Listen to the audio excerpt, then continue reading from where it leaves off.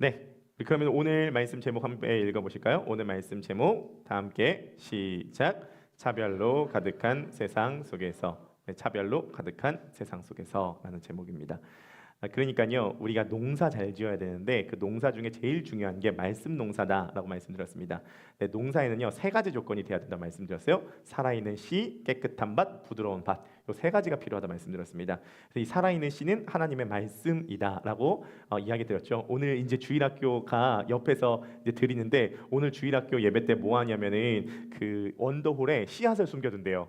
그래서 씨앗을 발견해서 화분을 오늘 4개를 준비했습니다. 그래서 연희, 연서, 다해가 오늘 씨앗을 찾아오면 그게 해바라기 씨앗이거든요. 되게 잘 자라는 씨앗이래요. 그래서 화분을 하나씩 줘서 오늘 그 화분에 씨앗을 심는 시간을 가진다고 합니다. 그래서요 그 씨앗 심어가지고 자라면 다음 주에 보여드릴 예정이에요. 아이들이 심은 씨앗이 이렇게 자랐다고요. 씨앗이 아니라 뭐 똥도 있고 그 다음에 돌멩이도 있어요. 그래서 실제 똥은 아니고 이렇게 A4 용지로 나온 그거 갖고 오면 이제 심어도 아무것도 안 자랍니다. 그래서 씨앗을 발견하면은 와가지고 해바라기 씨앗으로 바꿔주고 심는 그런 일을 하죠. 여러분 씨앗이 살아 있으면 싹이 나요. 여기서 씨앗은 살아있는 하나님의 말씀입니다. 그리고 이 씨앗은 내가 못 심습니다. 이것은 오직 은혜로 하나님의 주권으로 하나님의 작정으로 씨앗이 심길 수 있습니다. 씨앗이 심기면요 그 다음에 자라게 되는 거예요. 이 씨앗이 심는 과정을 뭐라 그러냐면 이것을 교회에서는 거듭남이다 이렇게 이야기를 하고요. 이 씨앗이 심긴 존재를 성도다.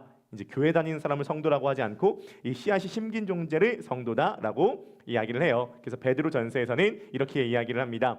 너희가 거듭난 것은 썩어질 씨로 된 것이 아니오 썩어지지 아니할 씨로 된 것이니 곧 항상 있고 살아있는 하나님의 말씀으로 되었다. 이렇게 이야기를 하는 거죠. 저는 기도하기를 우리 크로스포인트 교회 성도님들 이번 야고보서 시리즈 하는 기간 동안 거듭나지 못한 성도님들 거듭나는 역사가 있게 도와주시옵소서. 말씀의 씨앗이 심기지 못한 존재는 말씀의 씨앗이 심기는 역사가 있게 하여 주시옵소서. 그리고 말씀의 씨앗이 심겼다면 30배, 60배, 100배 열매 맺는 역사가 있게 하여 주시옵소서 라는 기도 제목이 제 기도 제목입니다.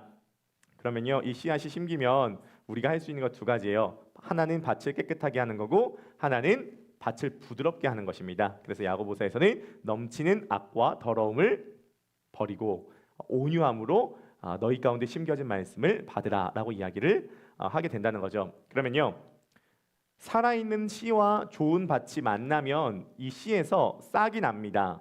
그렇죠? 이 씨가 자라는 거예요. 이 싹이 나는 것을 뭐라 그러냐면은 행함이라고 하는 거죠. 행함. 야고보는 이렇게 얘기를 해요. 교회 다니고 말씀 많이 듣는데 행함이 없다면 그 사람 가짜라고요.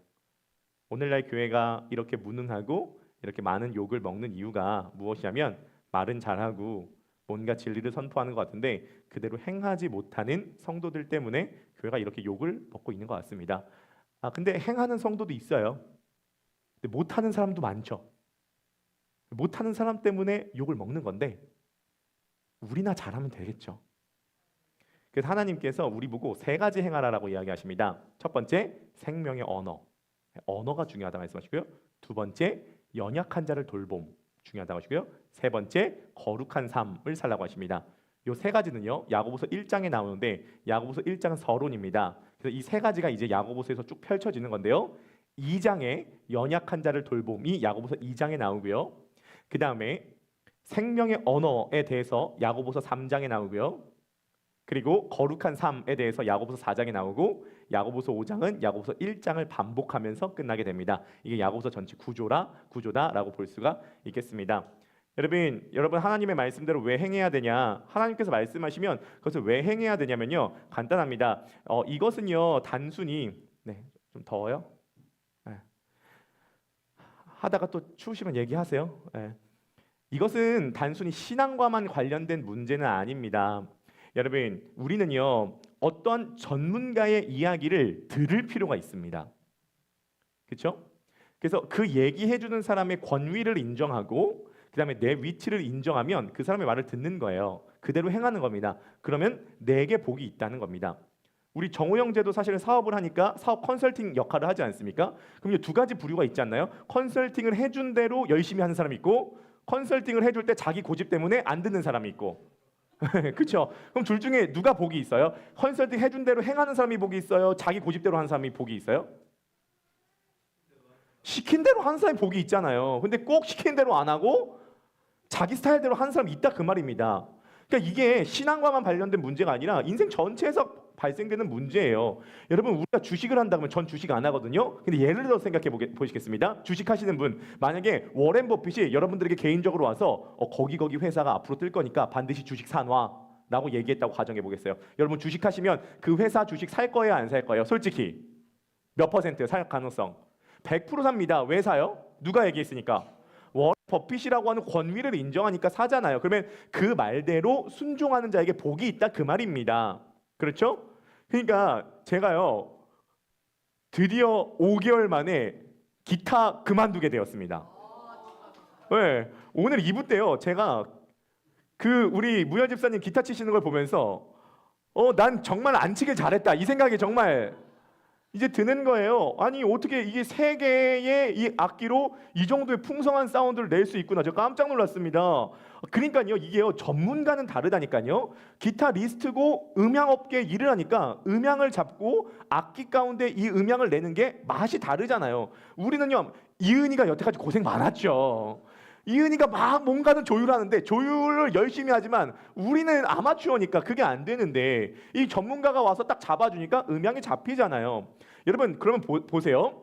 인생에 있어서도 전문가가 얘기하는 것을 그대로 행하면 누구에게 복이 있냐면 그 전문가에게 복이 있는 것이 아니라 그것을 행하는 그 당사자가 복을 받는 것은 당연한 이치일 겁니다. 그렇죠? 여러분 그러면 꼭 기억해 보세요. 아니 저렇게 사업 컨설팅을 하는 정호 형제의 이야기만 들어도 복을 받고요. 무열 집사님 같은 스페셜리스트 전문가가 하는 얘기만 들어도 이렇게 음향이 풍성해지고요. 그보다 조금 더 높은 단계인 워렌 버핏이 이야기하는 거 들으면 주식 대박이 나요. 그러면 주식을 시작하는 사람과 워렌 버핏의 차이보다 훨씬 더 많은 차이. 사업 컨설팅하는 사람보다 사업 시작하는 사람보다 훨씬 더 큰 차이. 이제 기타 치기 시작하는 사람과 전문가인 이 기타리스트의 차이보다 훨씬 더 많은 차이가 창조주 되신 하나님과 우리 인간의 차이라 그 말입니다. 그러면 인간은요 창조주 되신 하나님의 말씀대로 행하면 누가 복 받냐면요 하나님이 복 받는 게 아니라 그 말씀을 듣는 우리가 복을 받는다 그 말입니다. 그러므로 지금 이 시간 사업하는 사람이 사업 컨설팅을 하는 사람의 말을 듣듯 환자가 의사의 말을 듣듯 헬스 시작하는 헬린이가 헬스 트레이너의 말을 듣듯 주식 시작하는 사람이 워렌 버핏의 말을 듣듯 아니 그보다 훨씬 더 큰 무게감으로 지금 이 시간 하나님의 말씀을 들으십시오. 이건 제 말이 아니라 하나님의 말씀입니다. 하나님께서 여러분들에게 이렇게 행하라 라고 말씀하십니다. 사람을 차별하지 마십시오. 사람을 차별하지 마십시오. 이게 하나님께서 우리 보고 행하라 라고 말씀하신 겁니다. 오늘 본문 1절입니다. 다 함께 읽어보실까요? 준비 시작. 내 형제들아 영광의 주 곧 우리 주 예수 그리스도에 대한 믿음을 너희가 가졌으니 사람을 차별하여 대하지 말라. 누구 차별하지 말라고요? 사람을 차별하지 말래요. 너가 예수 믿어?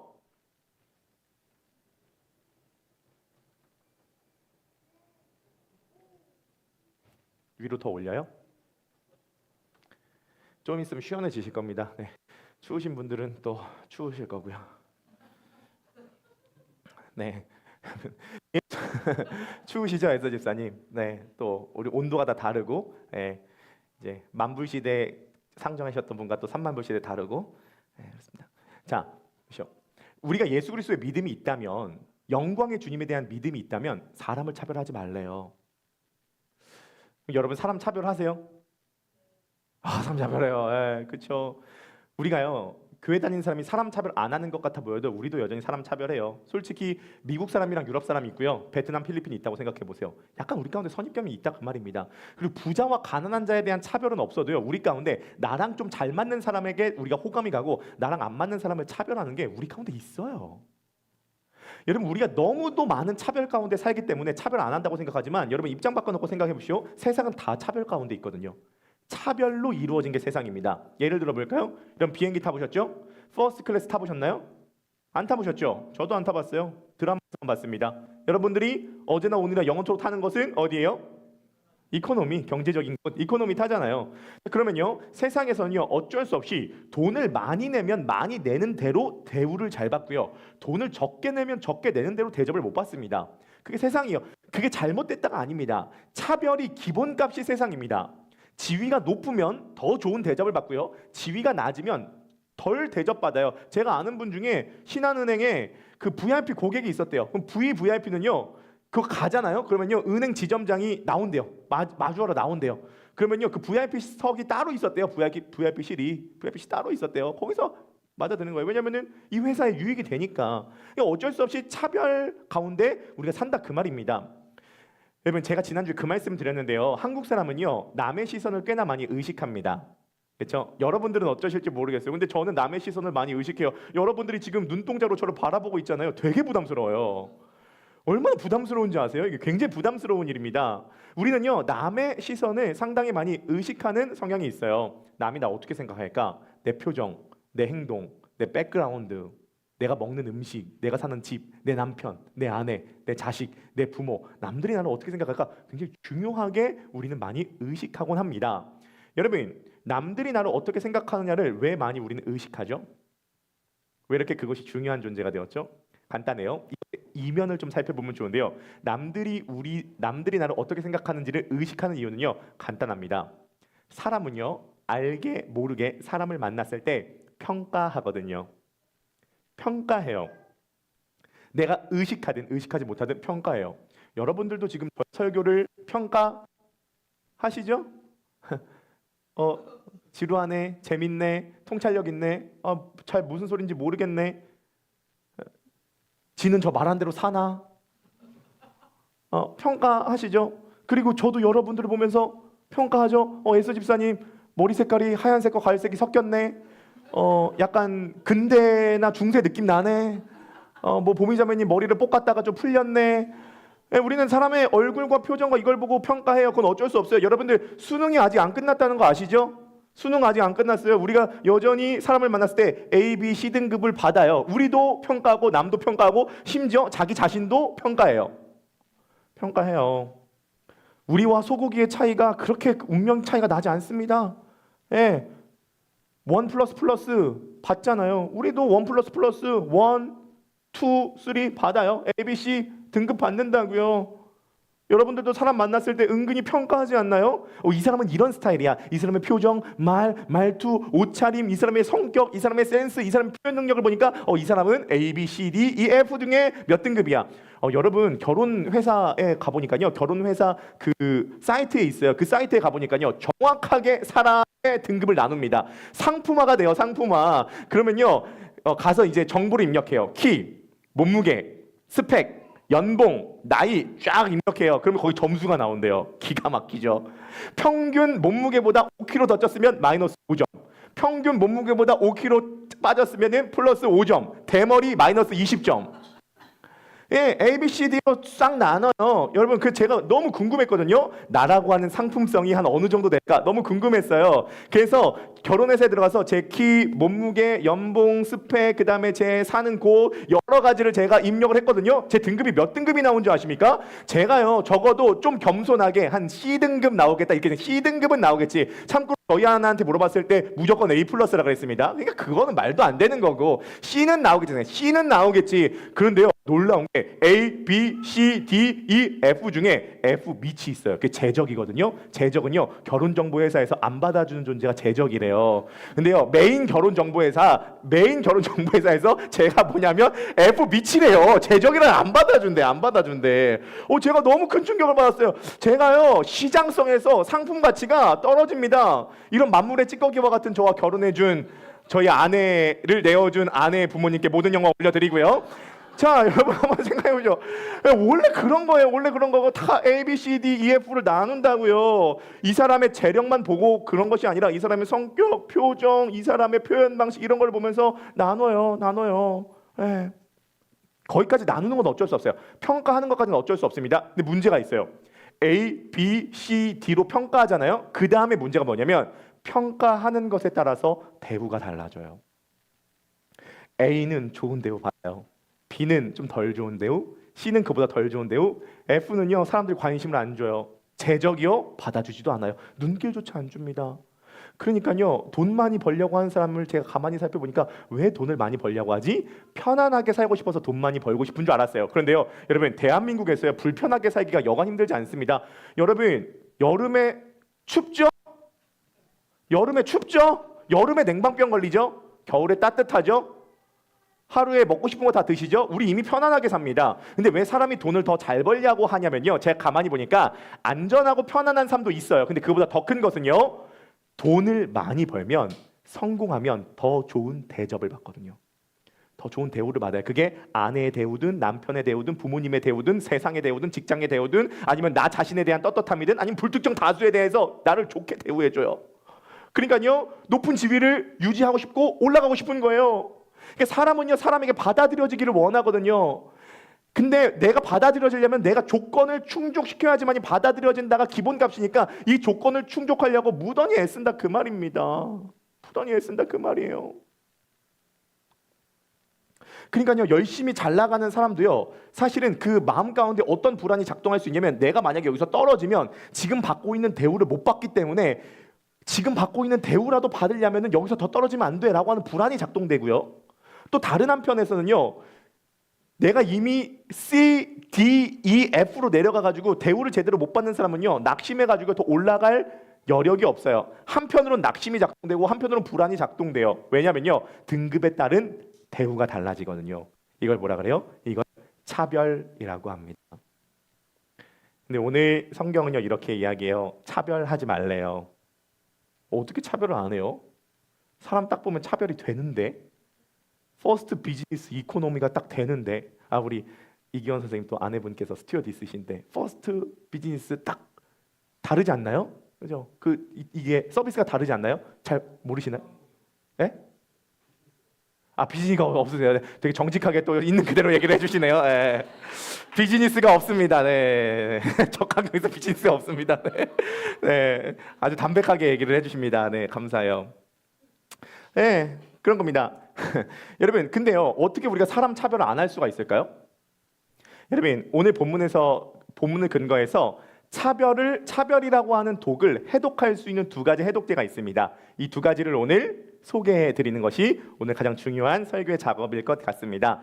차별이라고 하는 독을 해독하는 두 가지 해독입니다. 하나는요, 복음이고요. 하나는 교회예요. 한번 들어주면 감사하겠습니다. 복음, 교회. 복음과 교회가 차별이라고 하는 독을 해독할 수 있는 해독제입니다. 자, 첫 번째 복음이에요. 사람이 차별이 되잖아요. 그리고 그 사람도 나를 차별하고 있다고 생각하고요. 나 자신도 나 스스로 등급을 매기면서 차별 대우를 하죠. 근데요, 이 모든 것들을 해독할 수 있는 첫 번째 중요한 해독제가 복음이에요. 복음은 우리에게 매우 독특한 메시지를 줍니다. 어떤 메시지냐면요, 두 가지 메시지를 줘요.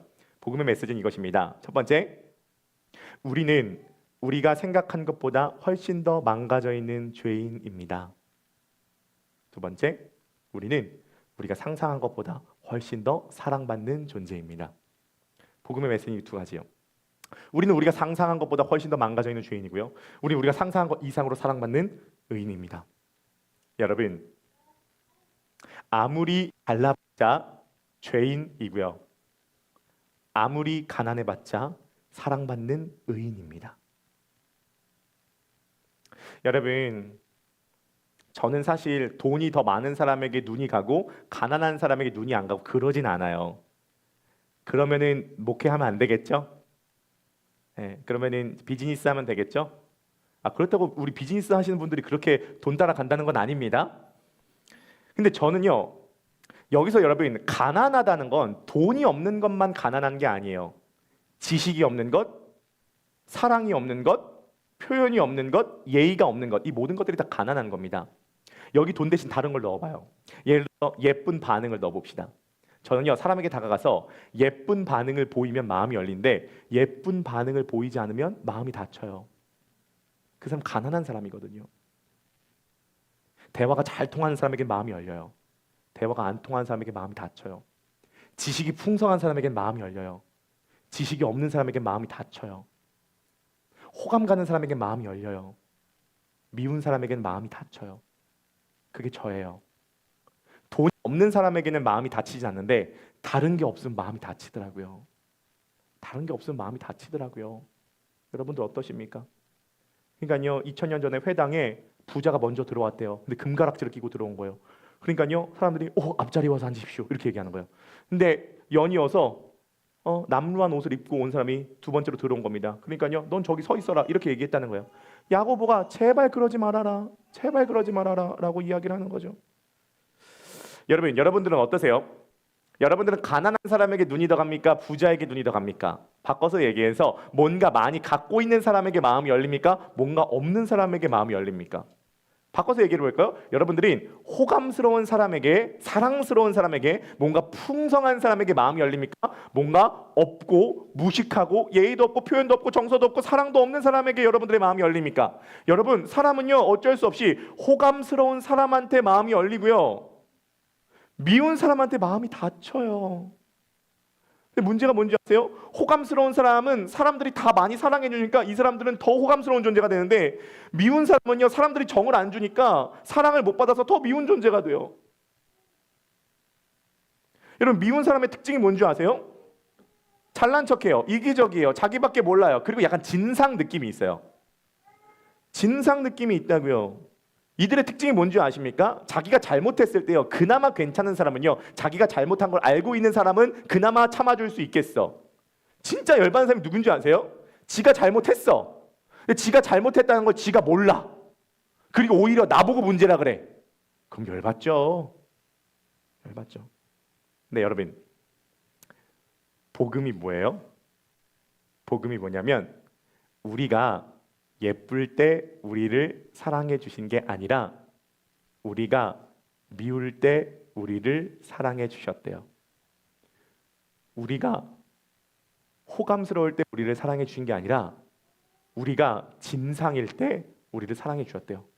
자기밖에 모르고 이기적이고 욕심 많고 또 우리가 죄인인데 우리가 죄인이라는 것도 모른 채로 살아갈 때, 미울 때, 우리가 가치 없을 때, 우리가 가난할 때, 우리가 아무것도 없을 때 그때 사랑해 주셨대요. 심지어 우리가 원수 되었을 때 우리를 사랑해 주셨대요.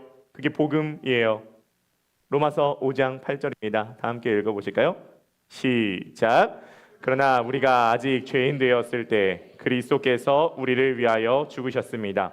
이리하여 하나님께서는 우리들에 대한 자기의 사랑을 실증하셨습니다. 우리가 괜찮을 때 우리를 사랑해 주셨어요? 우리가 죄인 되었을 때 사랑해 주셨어요?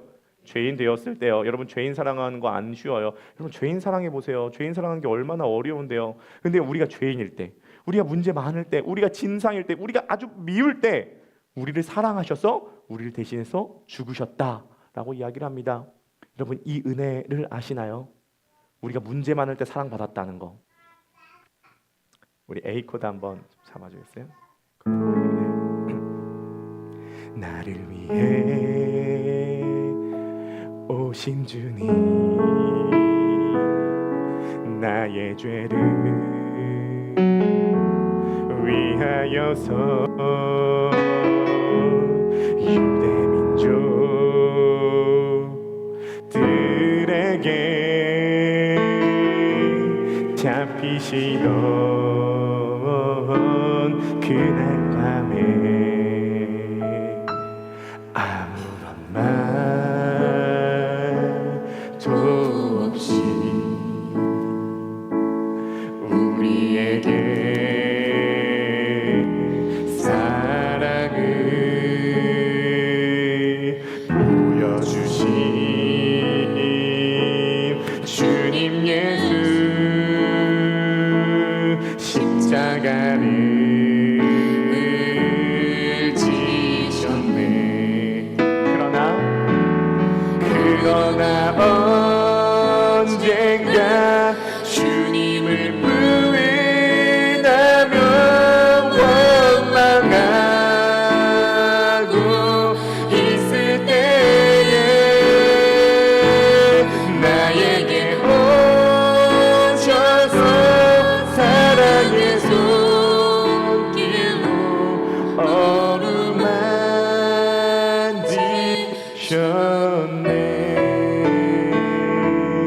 거절할 수 없어, 외면할 수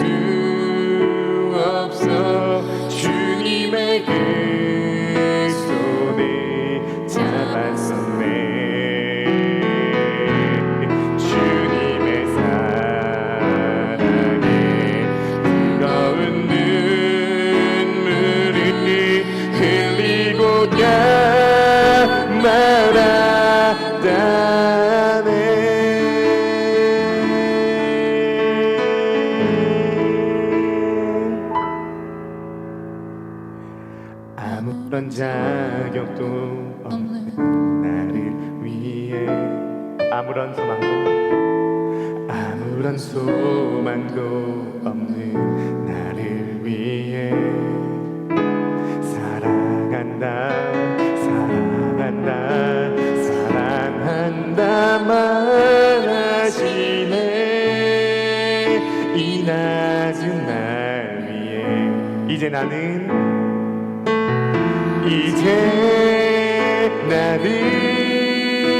옛사람 아니요 사망에서 건지신 주의 자녀이니 그 한없는 주의 사랑 안에 기쁨으로 걸어가겠네. 이제 나는 옛사람 아니요 이제 나는 옛사람 아니요 사망에서 건지신 주의 자녀이니 그 한없는 주의 사랑 안에 기쁨으로 걸어가겠네.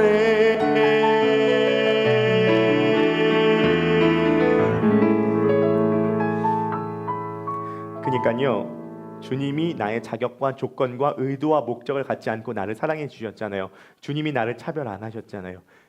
우리가 아직 죄인 되었을 때 우리를 위해서 죽어 주셨잖아요. 그러니까 야고보 사도가 이렇게 얘기를 하는 겁니다. 주님도 너를 차별 안 했는데 왜 너는 다른 사람을 차별하냐? 은근히 나와 맞는 사람은 환영하고 나랑 맞지 않은 사람은 거부하는, 은근히 왜 너는 다른 사람을 차별하냐라는 것이죠. 여러분, 주님에 대한 믿음이 있으시다면, 영광의 주님에 대한 믿음이 있으시다면 사람을 차별하지 마십시오. 그러므로 복음의 능력을 경험할 수 있는 방법을 소개해 드리도록 하겠습니다. 참 부담스럽고 저도 하지 못하는 거지만 하지 못하는 것을 말할게요. 그냥 여러분, 사랑스러운 사람을 한 번 사랑할 때 미운 사람을 10번 사랑하세요. 사랑스러운 사람을 한 번 사랑할 때 미운 사람을 10번 사랑하세요. 여러분, 사랑스러운 사람을 사랑하는 건 어렵지 않습니다. 그건 자동적인 거예요. 미운 사람을 사랑하는 건 어렵죠. 근데 여러분, 사랑스러운 사람의 특징이 뭐냐면요, 그 사람은 사랑이 뭔 줄 알아서 한 번만 사랑해줘도 사랑으로 받아들입니다. 근데 미운 사람은요, 10번은 사랑해줘야 이게 사랑이구나 하거든요. 그러니까 미운 사람은 많이 사랑해주세요. 여러분, 아내가 사랑스러울 때 아내를 사랑하는 건 사랑이 아니에요. 아내가 미울 때, 그때 사랑하는 게 사랑이에요. 네. 저 개인적으로 복음의 능력을 체험하기 어려운 이유는 제 아내가 미운 짓을 할 때가 별로 없기 때문에 라고 말할 수밖에 없는 저의 위치가 부담스럽지만 사람 사는 거 비슷하잖아요. 제가 어떻게 아내가 답답하지 않을 때가 있겠어요. 결혼하고 나니까요, 엄청 느린 거예요. 보통 사람보다 1.5배가 느리거든요. 임신하고 거기에 1.5배가 더해져서 보통 사람보다 3배가 느려요. 자면 안 일어나요. 죽은 줄 알았어요. 없으니까 좀 더 얘기할게요. 죽은 줄 알았어요. 안 일어나요. 진짜 안 일어나요. 깜짝 놀랄 만큼. 아내는 제가 얼마나 답답하겠습니까? 이렇게 복음을 떠들어 놓고 집에서는 복음대로 살지 못하는 제 모습을 보면서 얼마나 아내는 저에게 답답함을 느끼겠어요. 저에 대한 부족함은 여기까지만 얘기하겠습니다. 이 10살 많은 아저씨랑 사느라고 아내 얼마나 고생이 많겠습니까? 1부 끝나고 저한테 오더니 나는 10살 떨어진 아저씨라고 생각 안 합니다 하고 한마디 하고 가더라고요. 여러분, 아내가 사랑스러울 때 사랑하는 건 사랑이 아니죠. 그건 그냥 자동적으로 되는 거죠. 사랑스럽지 않은 사람을 사랑하는 게 복음이잖아요. 아이고, 목사님 또 순진한 소리 하십니다. 영화 대사도 모르세요? 사랑스럽지 않은 사람을 사랑해보세요. 호구 잡힙니다. 영화 대사 아시죠? 똑바로 들어. 호의가 계속되면 권리인 줄 알아요. 모르세요? 영화? 네. 호의가 계속 권리죠. 우리가요 사랑하다 보면요 그 사람이 그 권리로 생각해요. 특히 가난한 사람은요. 마음이 가난한 사람, 그러니까 사랑이 가난하고 지식이 가난하고 예의가 가난한 사람은요 사랑해주면요 사랑으로 못 받아들이고 권리라고 받아들인다니까요. 그러니까 사랑하는 게 어려운 거예요. 그러니까요 제가요 우리 교회에서 청소하시던 분이 계셨어요. 근데 그 청소하시는 분도 마음이 가난하신 분이었거든요. 저한테 오셔가지고 마음이 가난한 분의 특징이 있습니다. 남 욕을 많이 하세요. 그분이 우리 여기 건물 관리하는 소장님 욕을 그렇게 하시는 거예요. 청소하시다가 힘드셔가지고 의자를 갖다 놨는데 그 의자가 없어졌는데 반드시 소장님이 치운 거라고요. 소장님이 치운 거다. 소장님이 엄청 하는 거예요. 소장님이 얼마나 성격이 이상한 사람이고 얼마나 나에게 폭언을 하는지 막 나 여기 그만둘 거라고. 제가 청소하시는 아주머니에게 얘기했습니다. 선생님 그러시면 청소하시다가 힘드시면 교회에 들어와서 쉬세요 하고 교회 비밀번호를 알려드렸습니다. 저 나름대로 목회자스러운 행동을 한 거죠. 그리스도인스러운 행동을 한 겁니다. 호의를 베푼 거예요. 그분이 너무 좋아하시는 거예요. 그래가지고 날마다 그분이 이제 비밀번호를 열고 들어오셔서 교회에서 쉬시기 시작합니다. 처음에는 뒤에서 쉬시기 시작하더니 점점 앞으로 오시기 시작하더니 이제 여기 앞자리에서 이제 눕기를 시작하시는 거예요. 거기까지는 괜찮아요. 이제 선풍기를 켜십니다. 거기까지는 괜찮아요. 제가 출근할 때 옆 앞에 누워서 선풍기를 틀고 핸드폰을 하고 계시는 겁니다. 문제가 있어요. 집에는 안 가요. 2시간 동안 누워 계시는 거예요. 아니 이제 본당에서 기도해야 되는데 2시간 동안 누워서 핸드폰 하니까 제가 기도하는 게 되게 방해가 되더라고요. 그리고 교회에서 좋은 게 많네요 하면서 간식을 꺼내 드시는 겁니다. 그리고요 간식을 집으로 싸가시는 겁니다. 저한테 물어봐요. 좀 가져가도 돼요? 네 가져가십시오. 웃으면서 가져가십시오. 네. 그러더니 하루는 교회에 전기약 껴야 된다고 왔는데 교회 모든 콘센트를 다 뽑아놨어요. 그래가지고 한 번은요 유튜브 방송 송출도 못했습니다. 제가요 호의로 시작했는데 후회가 되더라고요. 비밀번호 괜히 알려드려가지고 창피한 얘기입니다. 제가 중간에 교회 비밀번호를 바꿨어요. 그분이 연락이 왔어요. 문이 안 열립니다. 비밀번호 바꿔서 알려드리고 또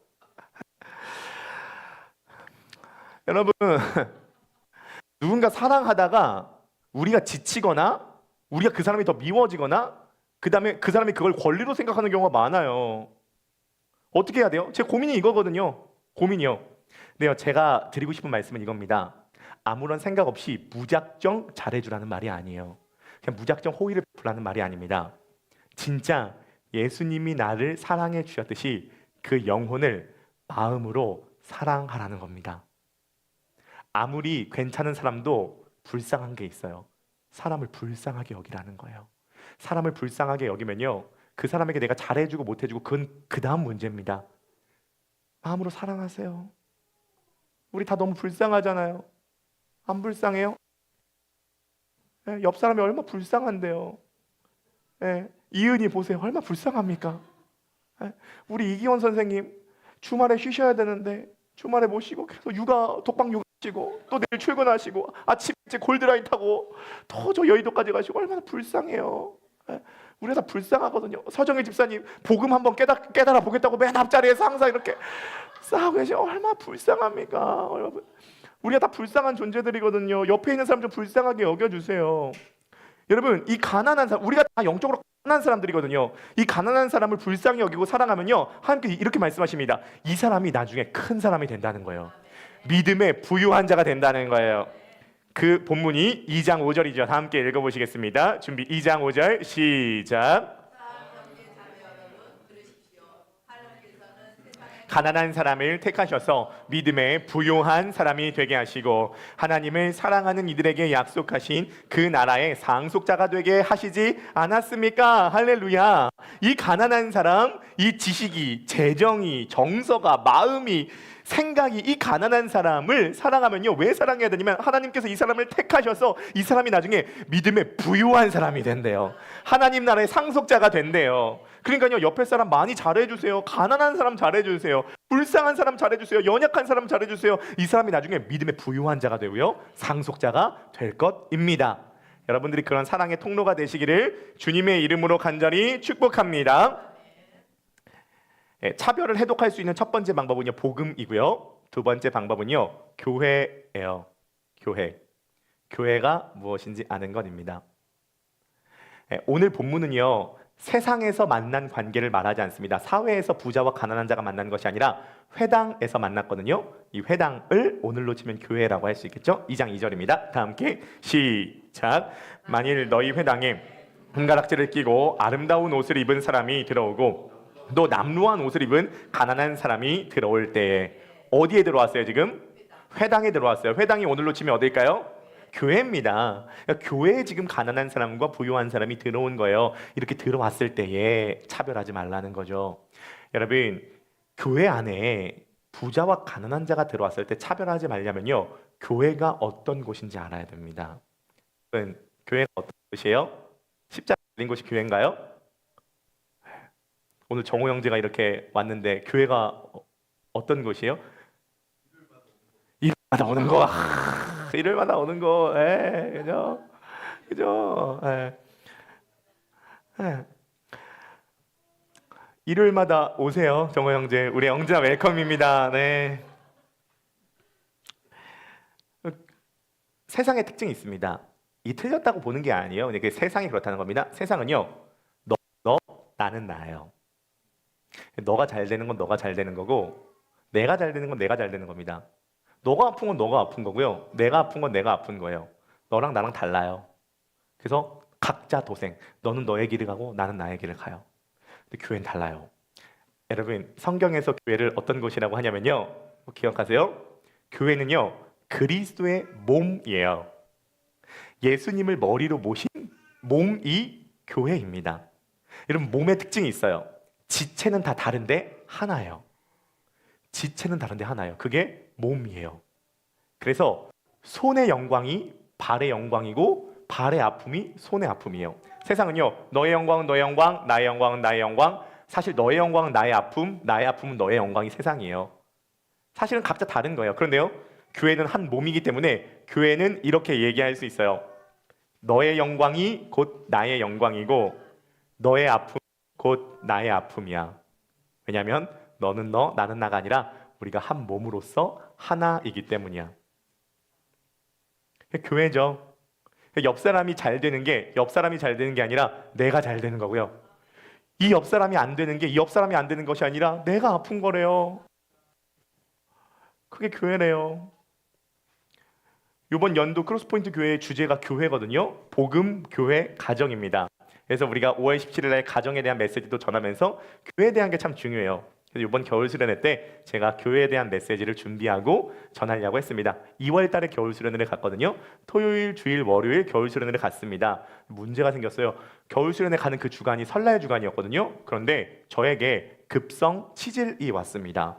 말하기도 부끄러운 병인데요. 어쨌든 그냥 병명을 밝힐게요. 급성 치질이었어요. 급성으로 왔어요. 급성으로 왔는데요, 처음에 조금 아팠거든요. 그런데요, 바라고 원하고 상상한 것보다 훨씬 더 고통스러웠어요. 서 있어도 고통스럽고요, 앉잖아요, 죽어요. 너무 고통스러워요. 너무 고통스러워요.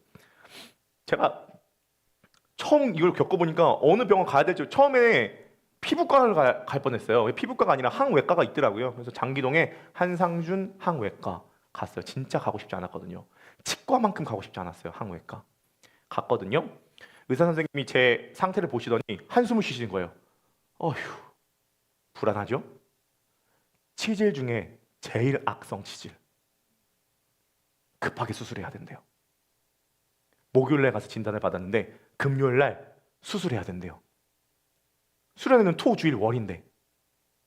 그래서 금요일날 수술을 받고요, 1박 2일 입원하고요, 토요일날 퇴원해서 퇴원하는 길에 수련회로 갔습니다.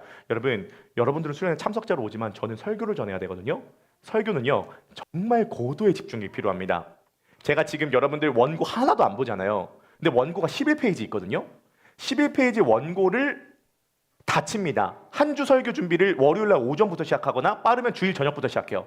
그럼 일주일 동안 설교를 다 치고 이것을 안 보고 수없이 연습하고 난 다음에 지금 설교를 하는 거거든요. 그러면 수련회에서 4차례 설교를 하려면 그 주에 엄청난 집중력과 기도와 준비가 필요해요. 근데 거기가 아프잖아요. 아무것도 못해요. 그리고 전날 수술을 받으면요, 하반신 마취를 해야 되기 때문에 하루 동안 누워 있어야 되고, 그 중요 부위이기 때문에 화장실을 못 가요. 그게 금식해야 돼요. 뭐 못 먹어요. 토요일날 퇴원을 하고 무통주사를 끼고 의사 선생님이 말씀하시더라고요. 무통주사를 빼면은 고통이 너무 심하기 때문에 무통주사를 2박 3일 동안 끼고 있어야 된대요. 그래서 제가 2박 3일 동안 무통주사 끼면서 수련회 예배 인도를 했습니다. 제가 너무너무 속상한 거예요. 왜냐면 수련회 설교 준비를 열심히 해야 되는데 그렇지 못하니까 제가 아내한테 얘기했습니다. 하나님께서 왜 수련회 가는 이 주간에 이 치질을 주셔서 나를 이렇게 고통스럽게 생각하냐고.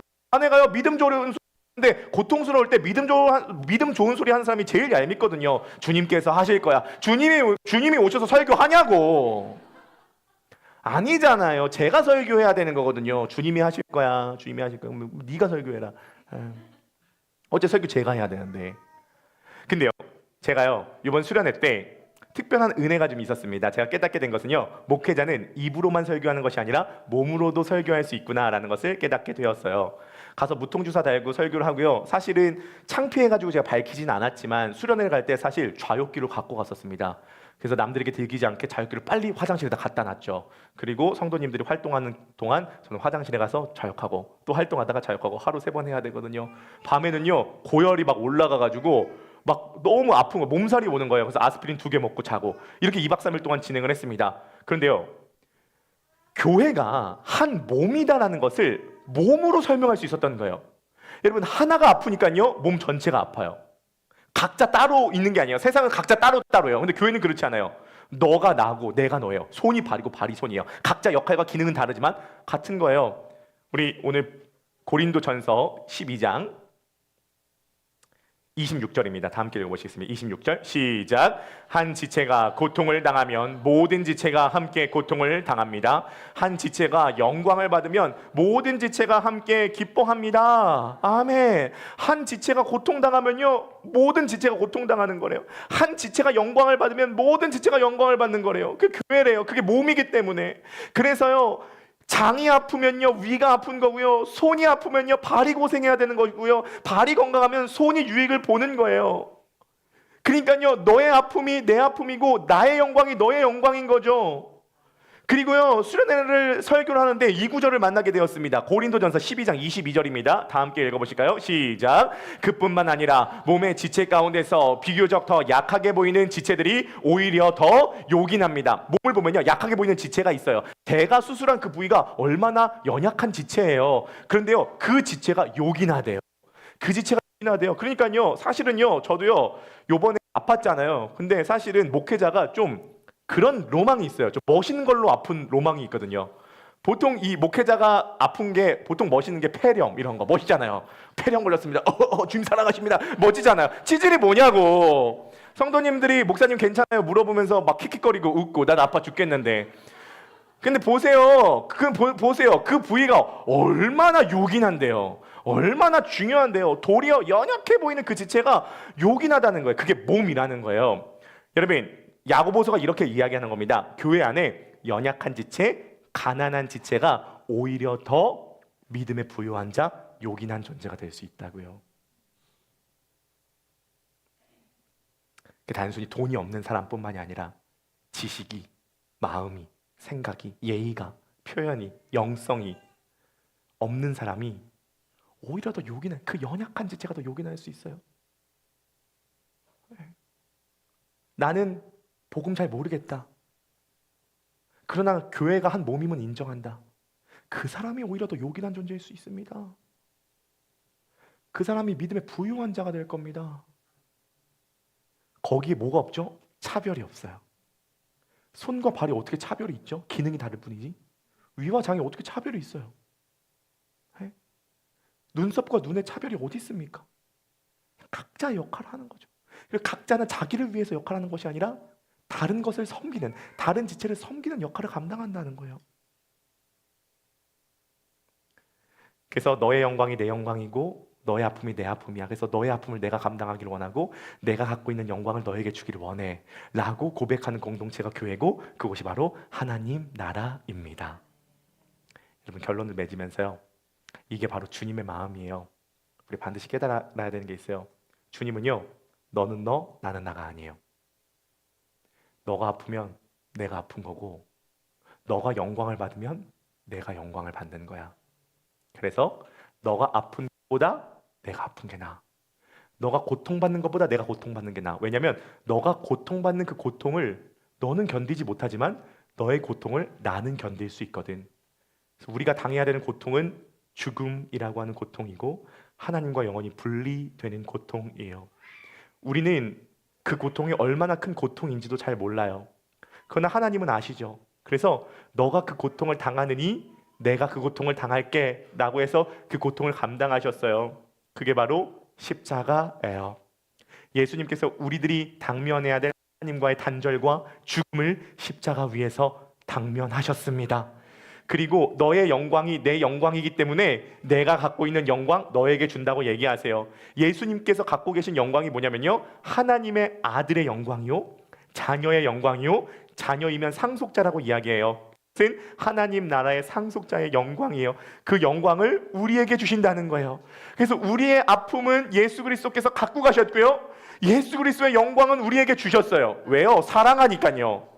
너가 나고 내가 너니까요. 그래서 너가 아프느니 내가 아픈 게 낫고 내가 갖고 있는 영광 너에게 준다라고 이야기를 한 거예요. 이것을 깨달은 사도 바울이 고린도전서에서 이렇게 선포합니다. 그리스도께서 부요하신 자로서 우리를 위하여 가난하게 되심은 그의 가난하심으로 말미암아 우리를 부요하게 하려 하심이라.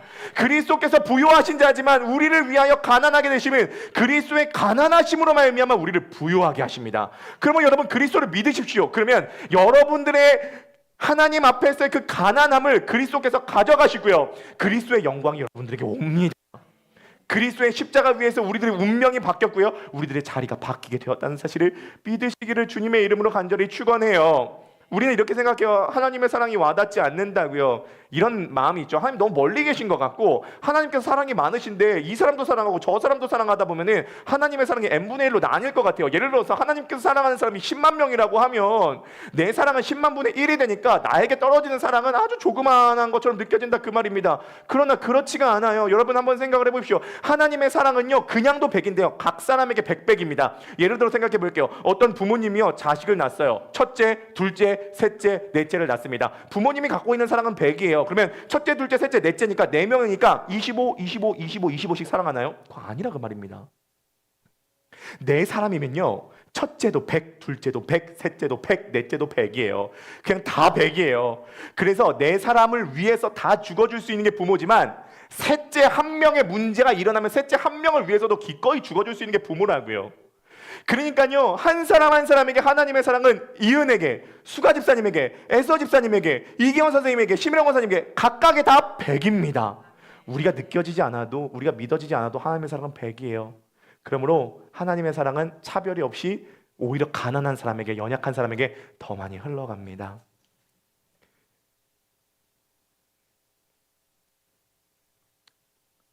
그 사랑이 오늘도 저와 여러분들에게 충만하게 흘러갈 수 있게 되기를 주님의 이름으로 간절히 축복합니다.